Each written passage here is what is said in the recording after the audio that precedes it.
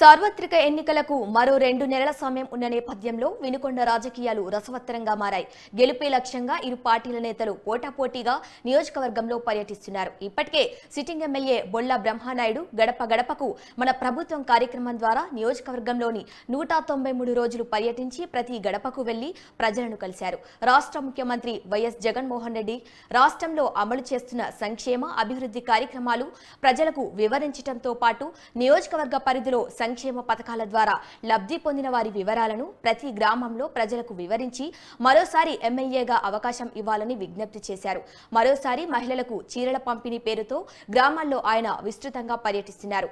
ప్రతి అవకాశం సద్వినియోగం చేసుకొని మళ్లీ ఎమ్మెల్యే కావాలన్న పట్టుదలతో బొల్ల ముందుకు సాగుతున్నారు.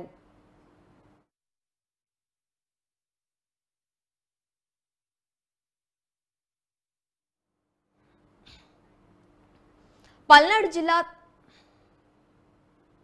గతంలో ఎన్నడూ లేని విధంగా వైసీపీ ప్రభుత్వంలో కోవూరు నియోజకవర్గం అభివృద్ధి జరిగిందని ఎమ్మెల్యే నల్లపరెడ్డి ప్రసన్నకుమార్ రెడ్డి అన్నారు.